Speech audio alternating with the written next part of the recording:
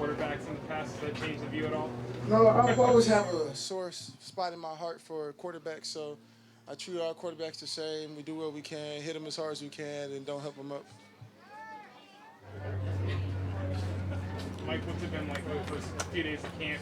You got your deal last December, seeing Cam get his now and all that, and getting back out here. What's it been like?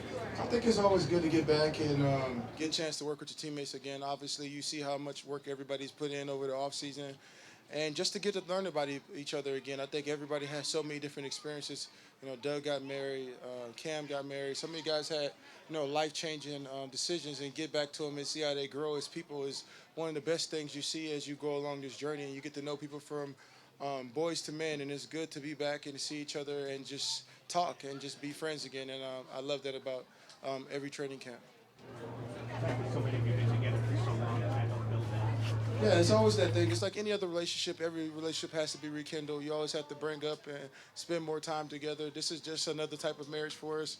We're married into this season and married as a team, and we want to make sure we compete at a high level. And when competing, you got to get to know your teammates and you got to grow with them. And I think we do a great job with that. And I think the organization is built around that. I think Pete and John and all these guys, they preach that every day, and it just becomes a part of the essence of the team. What made you benefit I think for me, it's always finding a way to impact the community on every single level, locally, nationally, and globally, and to be able to have something happen in your city and to be able to build a bridge between people, regardless of color, regardless of gender, and regardless of economic hardships. You want to be able to bring people together and be able to do something for kids, and that's something that I wanted to do was to be able to build scholarship funds for the children and be able to bring people together to just come together and just figure out how to collaborate and be one in the community. How was the event? That was great, man. So many different people came, and it was just good to see so many people from all over the city and just come out and just have a good time and talk and just work together. What do you think that meant for their family? I think it meant a lot of stuff. Anytime you go through something terrible like that, and to be able to have a community behind you is what it's really about. I think the city of Seattle, all the people in here, we always want to support the people in our city, whether it's homeless, whether it's children that's being abused, whether it's homeless kids, whether it's economics for schools and rebuilding the community. As people in Seattle, we want to constantly bring the bridge, build the bridge between the haves and the have-not, and to be able to constantly do that and push that message whenever we're on our platform is something that I see that's super important, and it's super important for kids to see people like us and to have our platform and to go back and constantly inspire the youth to change their decisions and change their community is super important to me personally. What happened with the scuffle over there? Well, scuffles happen in camp. I think we built up so much testosterone all camp, and we want to go out here and battle every single time. And sometimes we go a little overboard. I think you have to find that line. I think we may have crossed that line today, but as we could talk about it and figure out where we stand upon that line again. What do you tell Frank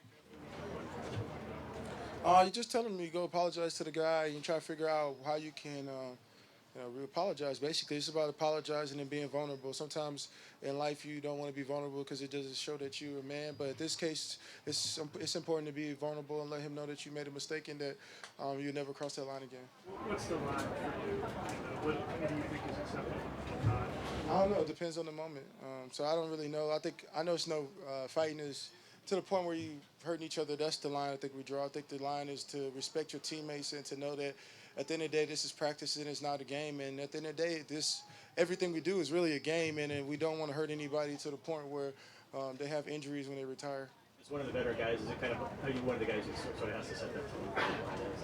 Yeah, you have to set that tone, but I'm just as guilty as the next person. If I get too heated, I jump in there too. So I make mistakes just as like any other player, but it's about learning from your mistakes and kind of come in and trying to rebuild that camaraderie again after something like that happens.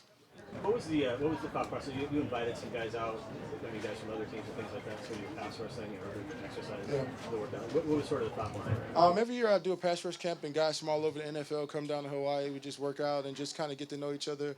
We talk about leadership, we talk about mentality, we talk about community, and just not just football players, but just being a man in this generation. So that's the kind of things you want to inspire the young players, the guys that come, and we just kind of work on everything, and we kind of spend time together. and just get to know each other outside of football. And I think that's very important if you want to build a great team or just build a great friendship with people. Any of the Seahawks players who were there, and did you really kind of learn anything about anybody? I learned a lot about a whole bunch of guys, how they work, how they think, where they come from, and it makes it a lot easier to play with them when you understand their personalities and what they've been through. I think it makes it a lot easier. I think everybody likes it when they come out there. We can just chill and relax and work really hard, but get to know our families and let our families congregate together and let our kids play together. I think that's super important as a team and a defensive line to build that camaraderie every year, because since I've been here, the line has been changing, and there's only a couple people that's been here since I've been here, and I just want to keep that line going. Well, where did that idea come from, that you would help guys from other teams in the offseason? It's just one of those things where I was just like, I just wanted to help other players. Other players always ask me for advice, and I just wanted to invite them out to see how I work and see what I do. And then a lot of guys, they come every year, and I think it's a really neat experience to see guys as they grow and see how they change as players. And I think it's super important to constantly help young players in the NFL. And not just on the football field, like I said, like in the community, understanding. I think when people spend a day with me, they kind of be amazed about how much stuff I do in one day.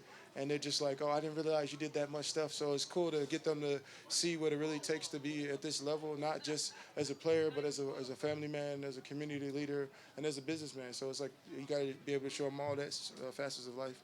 What's your reaction to the league workouts? My reaction is that I'm just hoping that he's okay. I think at the end of the day, it's really not about football at this point. It's really about his longevity in life. And I think to make sure that his brain is good, make sure everything is good, that after an accident happens to you, you want to make sure that he's okay. You want to make sure that he's doing good, no concussions, no injuries, anything that could be long-term affecting his life after football is what I'm really concerned about. And that's the thing I worry about, not so much about, oh, we're going to be here for a 3 technique. I'm just worried about him being a person and him being able to be okay after he retires. Have you had a chance to talk to him and see him? I called him a couple of times, but he's been busy. I mean, he was somewhere, so now he's here, so we'll get to see him today. Do you look to have a conversation with him at some point? I look to have a conversation with everybody, but yeah, I look to have a conversation with him too. How do you like the D-line depth this year? The rotations that possibly I think the rotation is great. I think Cassius Marsh is a guy I think that's like really improving every single day, and I think he's really going to take that jump like Frank did last year. Just a guy who's working. I seen he worked with me all this summer, and just to see his progression as a player, his conditioning, and his work ethic and his mindset for the game this year, I think Cassius is going to be a guy who is going to be very exciting, and I think it's going to be a really good year. What about Jay Reed? What did you see in his growth going into year 2? I think Jay Reed's been really good. I think he's been hands. I think he's taken on. I think he's always been a winner as far as like programs from junior college to Alabama, and now he's here. So to take that step from growing from college and to be here is really hard. And it usually takes 2 or 3 years before a defensive lineman is ready to dominate on that level. And I think he's about that. He's taking strides to be at that level this year. Like Colin Kaepernick still obviously doesn't have a job. What's it going to take for an organization to give him an opportunity? It's going to take the organization. I think the players have spoken up enough. I think the media has spoken up. It just takes the ownership for somebody to say, we want this guy in our locker room. And I think a lot of teams, like we said before, I think people were really affected by what he did and what he did this year. And it wasn't criminal. There's been guys who have had criminal records, of guys who have been accused of murder, guys who have been accused of rape, also accused of domestic violence, who are still in the NFL. So it's just crazy, and to see this guy not have an opportunity in the NFL is just weird. And I mean, there's some quarterbacks we all know that shouldn't be playing, but they are, and this guy's sitting on the side, and we all know why. And it's just hard to fathom that he's not having a job this year. Any progress in the book since last year? Yeah, I mean, a lot of progress. I mean, the book's going to be out 4/10/2018, so it's going to be a great book. Anything else, guys?